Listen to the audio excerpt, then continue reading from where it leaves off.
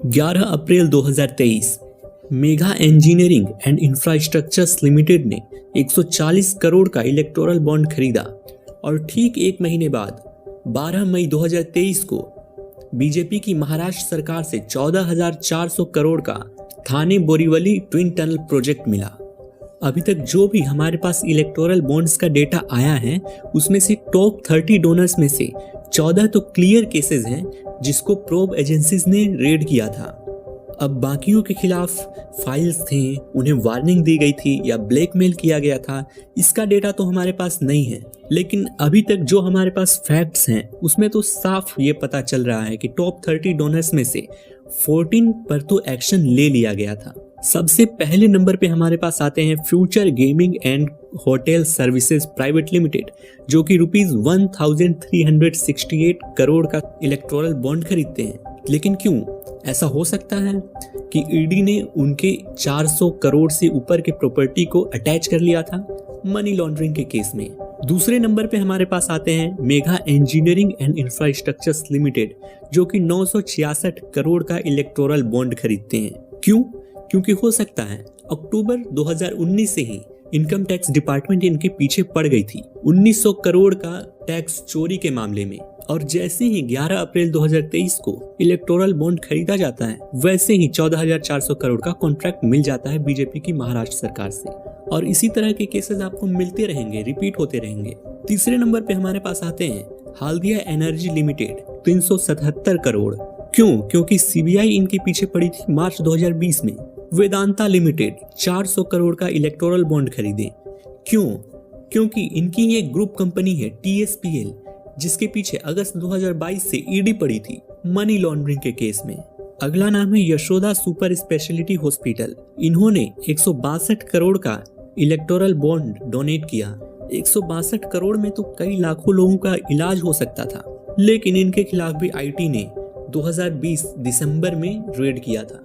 अगला नाम है DLF कमर्शियल डेवलपर्स लिमिटेड, जिन्होंने 130 करोड़ का डोनेशन किया इलेक्टोरल बॉन्ड में। इसके खिलाफ भी जनवरी 2019 में सीबीआई ने रेड किया था irregularities in allocation of land के मामले में। इसी तरह की सेम कहानी है Jindal steel and power limited, IFB agro limited, United phosphorus India limited और औरोबिंदो फार्मा। टॉप 30 में से 40 के ऊपर तो एक्शन ले लिया गया था। अब आगे दूसरों से क्या हुआ था इसके बारे में तो हमारे पास कोई इंफॉर्मेशन नहीं है अभी तक। और ये सब जो पैसा गया है ये क्या कांग्रेस को गया है, क्या बीजेपी को गया है, क्या TMC को गया है, इस बारे में हमारे पास कोई ठोस इन्फॉर्मेशन नहीं है अभी तक। अभी हम लोग केवल गेस ही कर सकते हैं, क्योंकि जो SBI के द्वारा हमें डेटा दिया गया है उसमें बस ये बताया गया है कि किस कंपनी ने कितना डोनेट किया और किस पार्टी ने कितना लिया। ये जानकारी नहीं है कि किसने किसको दिया। ये तब पता चलेगा जब इसका डेटा हमें दिया जाएगा। जब तक हमारे पास कोई ठोस सबूत नहीं आ जाता तब तक तो हम कुछ कह नहीं सकते।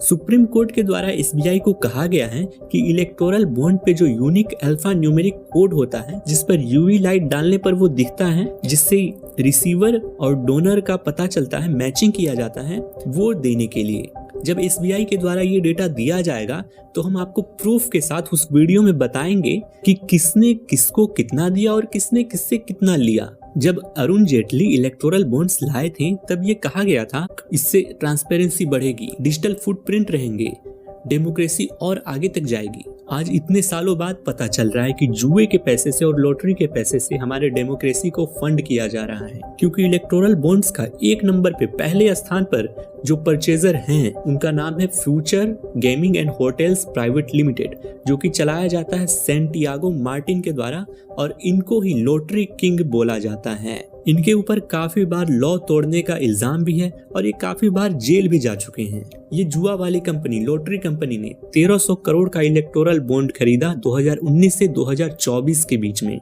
अब देखिए बात ये है, हम ये भी नहीं कह सकते हैं कि ये पैसा बीजेपी को गया है या कांग्रेस को गया है। पैसा कहीं भी जा सकता है क्योंकि इसके बारे में हमें जानकारी नहीं है। अब देखिए कमाल की बात तो ये है कि ईडी इनके पीछे पड़ी थी मनी लॉन्ड्रिंग के केस में 2019 में, और इनका प्रॉपर्टी भी करीब 250 करोड़ के आसपास का प्रॉपर्टी सीज कर लिया गया था। और इसके बाद फिर 2 अप्रैल 2022 को ईडी करीब 400 करोड़ का मूवेबल एसेट्स अटैच कर लेती है, और उसके सिर्फ 5 दिन बाद 7 अप्रैल 2022 को लॉटरी किंग के द्वारा 100 करोड़ का इलेक्टोरल बॉन्ड लिया जाता है। अब देखिए, ईडी तो कहती है कि मार्टिन यानी lottery king provisions of lottery regulation act 1998 को भी वायलेट करते हैं, और ये सब होने के बाद भी वो इलेक्टोरल बॉन्ड्स खरीद लेते हैं। मतलब इलेक्टोरल बॉन्ड कौन खरीद रहा है, कहाँ पैसा जा रहा है, कहाँ से आ रहा है, इस पर कोई चेक नहीं है। यानी कोई क्रिमिनल भी आकर, एंटी नेशनल एलिमेंट भी आकर बीजेपी कांग्रेस को पैसा दे सकता है। अब देखिए इसके बाद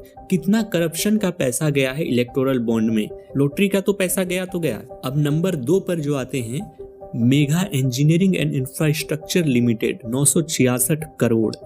कालेश्वरम लिफ्ट इरिगेशन में कहा जाता है कि 1900 करोड़ का टैक्स इन्होंने चोरी किया था। लेकिन देखिए क्या होता है, ये दनादन इलेक्टोरल बॉन्ड्स खरीदे जाते हैं। इनकी पूरी ग्रुप कंपनीज मिलाकर करीब 1200 करोड़ परचेज किया जाता है इलेक्टोरल बॉन्ड, और पार्टीज को दिया जाता है। अब आप लोग ये कमेंट करके बताइए कि जुआ का पैसा, घपलेबाजी का पैसा फंड किया जा रहा है, तो इससे क्या हमारी डेमोक्रेसी आगे जा रही है या पीछे आ रही है? अब आपके दिमाग में ये चल रहा होगा कि अडानी जी, अंबानी जी तो अभी रह ही गए हैं, तो इस पर भी हम लोग अभी बात करेंगे। लेकिन उससे पहले हमारे चैनल पर ना तो कोई इलेक्टोरल बॉन्ड्स हैं, ना कोई फंडिंग है, तो आप लोग हमारे लिए बस इतना कर सकते हैं, इस वीडियो को लाइक और चैनल को सब्सक्राइब कर दीजिए।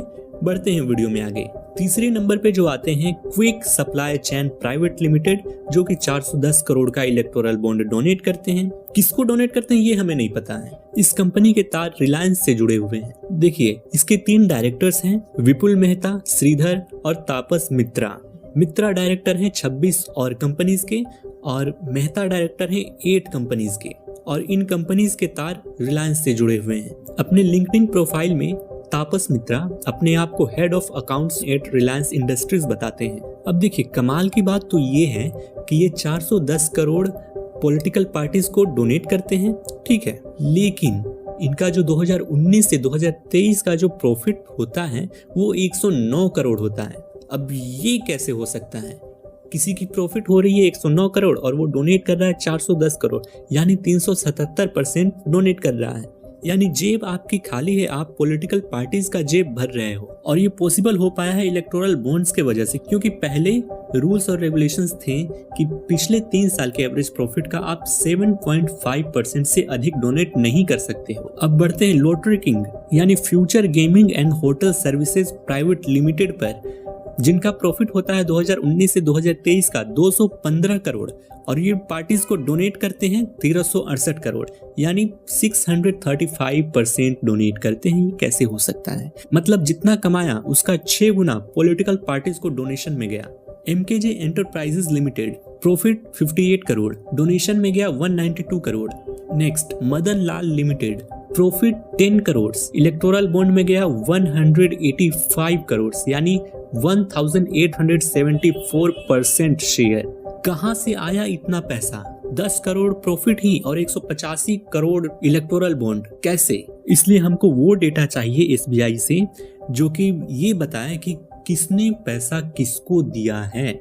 और लास्ट तक SBI ये नहीं चाहती है कि वो ये रिकॉर्ड दे, और सरकार भी इसको रोकने की कोशिश कर रही है। कांग्रेस ये भी कह रही है कि 2000 एंट्रीज मिसिंग है लिस्ट से।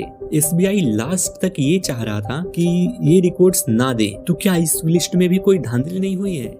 इसको हम मान लें, जबकि इतना सारा उल्टा काम हुआ है। इसमें ओपोजिशन में भी उतनी आवाज नहीं है। सबसे ज्यादा पैसा तो बीजेपी में गया है 57%, लेकिन ये पैसा कांग्रेस ने भी लिया है, TMC ने भी लिया है, सभी पार्टीज ने पैसे लिए हैं। सारे पार्टीज ने तो पार्ट लिया है इस लूट में। ये मना भी तो कर सकते थे, हम एक्सेप्ट नहीं करेंगे।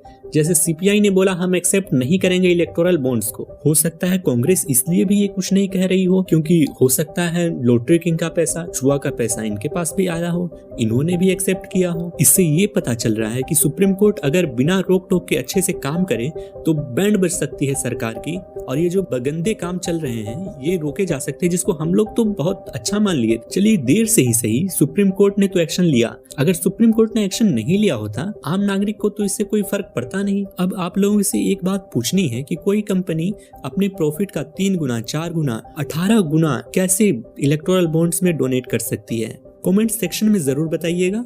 उम्मीद है आपको ये वीडियो पसंद आई होगी, तो अपने फ्रेंड्स एंड फैमिली के साथ शेयर जरूर करें, और वीडियो को लाइक और चैनल को सब्सक्राइब करें। वीडियो देखने के लिए आपका बहुत बहुत धन्यवाद।